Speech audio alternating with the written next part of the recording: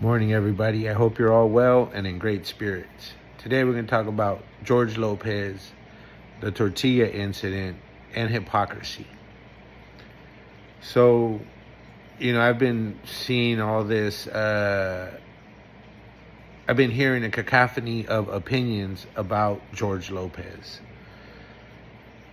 And one of the things that keeps coming up is, well, he spoke up for Black Lives Matter and the trans, but not for the raza when the Tortilla Incident came up. And that tells me that folks are looking at it really, really shallow. Some already, you lose them on the transgender thing. They're just so anti anything that is not like them that you already lost them. Others, like, he speaks up for the blacks, but not for the raza. I think, and I've never worked with Black Lives Matter. I don't know folks that are part of the actual nonprofit, but I do understand the message behind those words, which is that Black lives seem to matter less than white lives. And that is still ongoing. Even in Tyree's case, I don't think that would have happened to a wealthy white person. Or even, I think it's more likely to happen to a wealthy black person than a wealthy white person. And the Tortilla Incident was racist, but I'm not sure at what point George was asked about it, but I do know that the Coronado's team's championship was revoked. I know that a lot of sanctions were placed on the school and the coach and the students for having done that. I know that the school district was required to implement, cultural sensitivity and equity and justice training for them. And so the issue might have been resolved as good as it can be when George was asked to comment on it. And apparently some people were not satisfied with the sanctions that happened because they still wanted George to say something about it. And I'm going to veer off topic really quick. One of the folks who I've seen rant the hardest against him for not speaking up for the raza, I saw that person call cleaning women la gata. If you know what it is to dehumanize someone, that is dehumanizing them. And that's who's mad that George Lopez ain't speaking up for the raza. But I digress. And so I think the issue of Black lives mattering less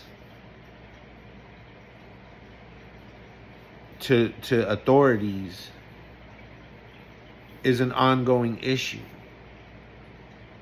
Whereas the Tortilla Incident, in a way, was already resolved. The people who did it were punished.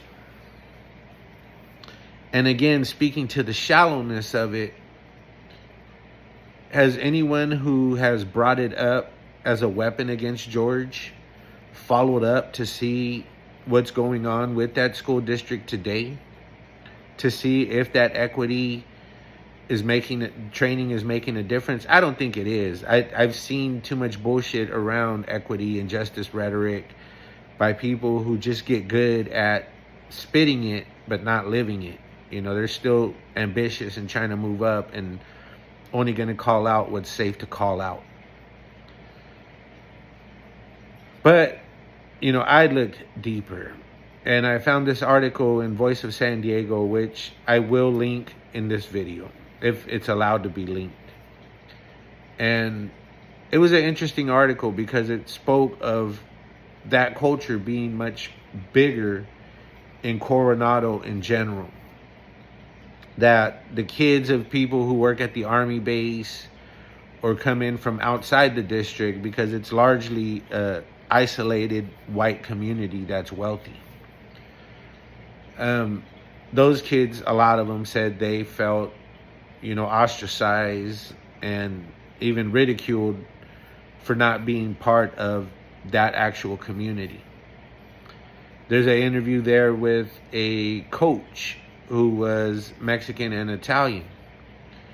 And despite having on, labels identifying him as a coach, folks would tell him to go empty out the garbage. And he said that one time one of the folks yelled from the audience, "That's right, they got a Mexican coach who isn't the janitor." And that was one of the people who had asked him to empty the garbage. So there was this undertone of mocking and, making people of color seem less than at that school. It wasn't just the Tortilla Incident. And I think if folks really cared so much about it, they would be following up on where the school is at now insofar as reported incidences, how they've changed, asking for them to tell us, how have you improved since this incident, so that we can be assured it's not going to happen again.